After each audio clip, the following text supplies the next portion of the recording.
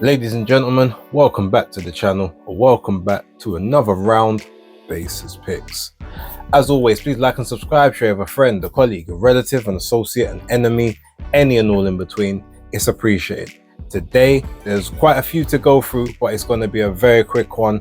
I don't have the time, unfortunately, to really go in depth in any of the fights, so I'm literally just going to go through a couple of the cards, give my takes on a few fights, just literally predictions, and then I'm out. So apologies if it's not as in-depth as you're used to, but yeah, time kind of got away from me, unfortunately. With that being said, let's get into the picks. Alright, so first off, we're going to kick it off with a card that's probably actually on right now when you're watching this, which is taking place in York Hall. It's a Queensbury show, Friday night special up at the York Hall. You guys know how they do. There's a couple of fights on this card which are, you know, somewhat-ish competitive, and I would say you got Tommy Fletcher against Milan's Volkovs. I do predict Tommy Fletcher will get that one on points. Courtney Bennett, shout out to Courtney Bennett, Deptford lad, you know, local guy, South London, you know, good stuff. He's taking on Nick Webb. So Courtney, I think, is 5-0 with 2 KOs. Nick Webb is 17-3, I think, with like 13 KOs, but I think all 3 of his losses have been via KO as well. Courtney ain't necessarily got the power as such, but he's very good technically, good fundamentals. Obviously, he's making his bones, and they probably do think that he's ready for a challenge like this so early in his career. Yeah, he's got some good skills. So I do think, especially with the inactivity that Nick Webb has had as of late, he has got the punching power, but I think Courtney's gonna move around him, dance around him, and I do think he'll get the points decision. I think it's an 8-rounder, so yeah, I think he'll quite comfortably able to get those 8 rounds in. The main event of the card is actually Sam Gilly against Jack McGann. So Sam Gilly, I know, is 17-1, and Jack McGann, I think, is 10-1-1. KO percentages, I think McGann's got like 7 KOs in those 12 fights, and I think Gilly has got like 8 KOs in his. So I guess McGann, you know, percentage wise is slightly bigger puncher, but Gilly is obviously the more experienced as a pro. I'm going with Gilly to win the fight on points. I do think it will be quite a closely fought fight, but I think there's a little bit more experience will sort of take over in the sort of the middle to later rounds and secure him the victory. So I'm going to go with him to win the fight on points. Probably a majority decision, but you never quite know with these. It's also Royston Barney-Smith's on the card, so I expect him to proceed and do quite well as well. Anyway, with that being said, let's kind of move on to Saturday's off-fronts. So there's a card taking place in Germany on Saturday, and the only reason I'm actually mentioning this fight is because the main event of that card is for the vacant IBF Super Middleweight Championship. It's the belt that Canelo Alvarez dropped when he wasn't prepared to make the mandatory defense against William Skull, who's a he's a Cuban born fighter, but obviously applying his trade in sort of Germany in that region. Also on the card, funny enough, Vincenzo Gualtieri is on the card. If you guys know him, he got knocked out for the WBO and IBF unification bout with Janibek Alimkhanallah. So yeah, look, interesting in terms of William Skull versus Vladimir Shishkin. So you've got 22-0 with 9 KOs versus 16-0 with 10 KOs. Look, Cuban, I'm expecting William Skull to sort of get through this one and get through it quite well. I'm expecting him to win the fight quite comfortably on points. Shishkin's got decent, you know, decent power and sort of good skills altogether, but I do think the in and out, sort of just the movement, the general movement of William Skull will be what sort of wins the night. So yeah, that is my prediction on that one. Let's move on to the next card. Okay, so next up we've got the BOXXER card, high voltage, taking place at the Copper Box. This is also on Saturday, Copper Box Arena in, sort of Hackney, Stratford area. Now, quite a few fights on this one. You've got the return of Shannon Courtney, if anyone sort of cares about that. You've got the BOXXER debut of Sam Hickey. You know, I'm expecting him to be matched in a way to, you know, get him nice and, you know, sort of get him nice and established to the pro games. So, you know, I expect that to be a victory. I'm not really going to speak about that. Jamie TKV versus Franklin Ignatius. Now this fight I actually think is going to be very, very interesting. TKV is 6-1, Ignatius is 6-0-1. I think, look, if I'm going on boxing ability, TKV I believe is the better boxer. I do believe that he's had the better schooling throughout his pro and amateur career. Obviously he comes from a fighting family, so he's always been kind of drilled in the boxing sense. Ignatius is a bit more raw, I'd say, but I feel like he commits to his attacks a bit more, which I think also could leave him open. It's one of those fights I didn't give too much thought to before it was made, but when it did get made, I thought, okay, interesting. I am going with TKV to win this one, and I do think it will be a points decision. I think Ignatius is going to push him, sort of push him all the way, especially considering that he's a bit lighter, so he should be quicker on his feet. But I do think sort of the timing and the general experience of TKV will get him through the fight. So that's my prediction on that one. Dan Aziz against Louis Edmondson. That is a very, very interesting fight. Look, I think ultimately the way that fight is going to play out will be you'll have Louis Edmondson controlling that fight early. Luckily it's a 12 rounder. I do think from about round 4-5 onwards, Aziz will start to sort of get his timing and get his rhythm. The problem's going to be, can he sustain an attack at a quick enough stage of the fight to really implement his style and to start winning the rounds. Generally speaking, I do think the 12 round is going to suit him better than Edmondson, just about. I can see it being close. I do expect Dan Aziz to come through the fight via probably a majority or a split decision. I feel like he will kind of give up quite a few of those early rounds where Edmondson is just, he's just a bit sharper, but then sort of manages to catch up with him down the stretch and just sort of starts to work him over and start to, just take over the fight. So that is my prediction. Majority or split decision in favor of Dan Aziz. Get that British and Commonwealth title back.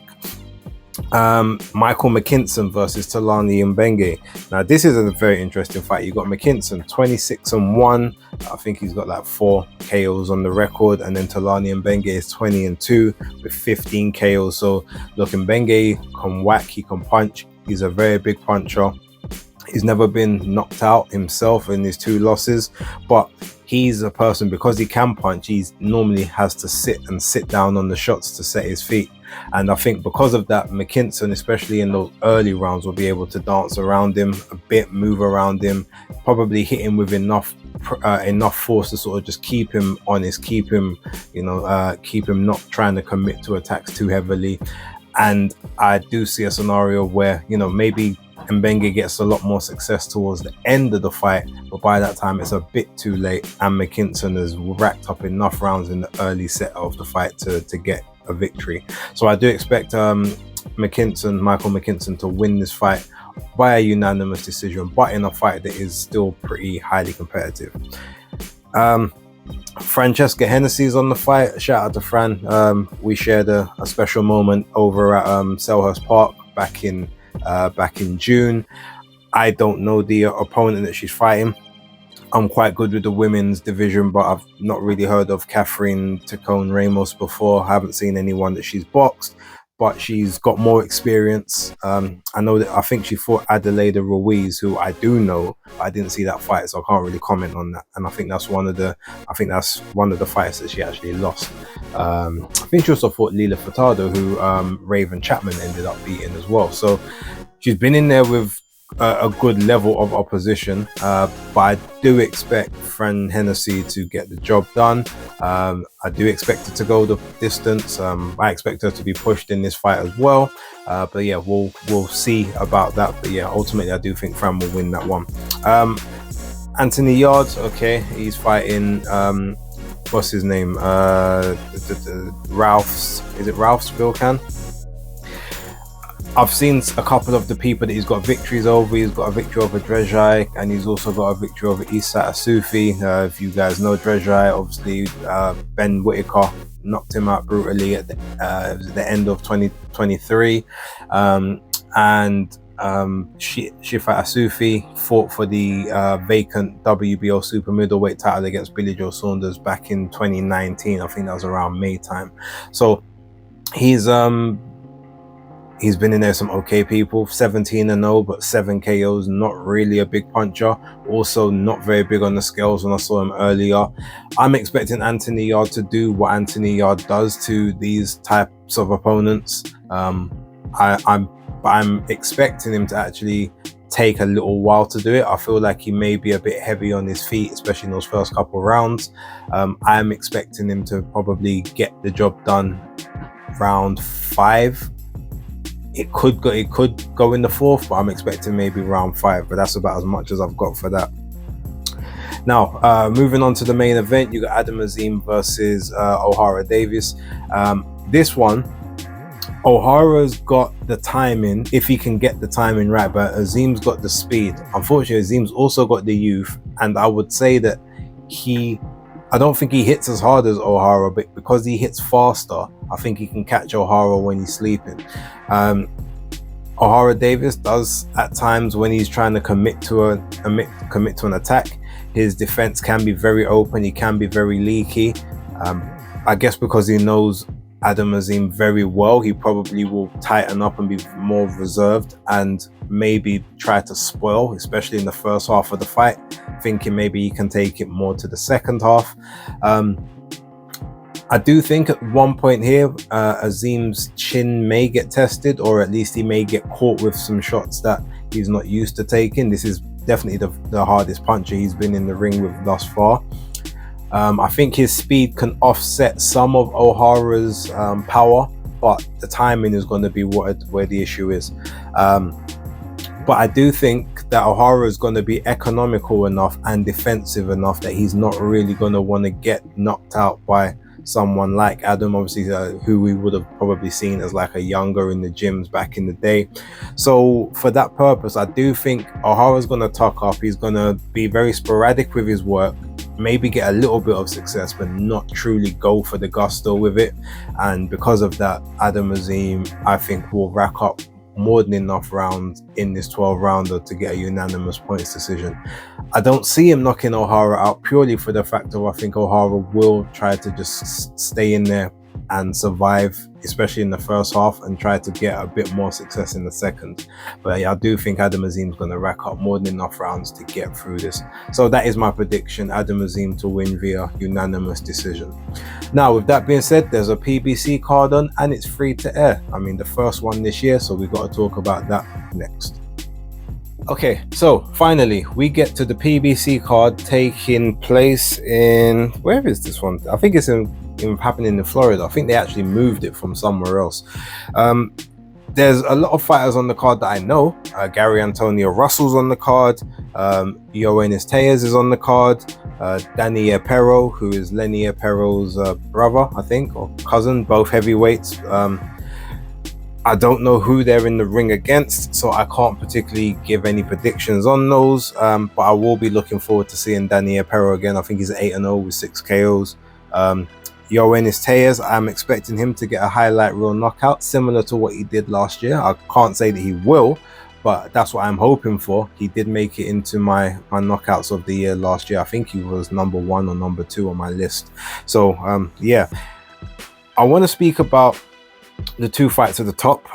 So you got Cesar Matteo Tapia, who I actually saw on a card that happened on his own. It was an Australian card, and he fought a guy called what's the guy's name? I think they called it Abdullahi Mayweather. I can't remember what his real name was, but I remember they called him Mayweather. And that was a very, very fun fight to watch. He got a unanimous decision in that fight, but he hurt Abdullahi quite a few times. Got buzzed himself on a couple of occasions. He's a Mexican guy that's basically living in Australia, Tapia. So very, very intriguing set of circumstances. The guy that he's fighting, though, is Endre Savadre. Savadra, I think that's how you pronounce it. He's 16-1, 13 KOs.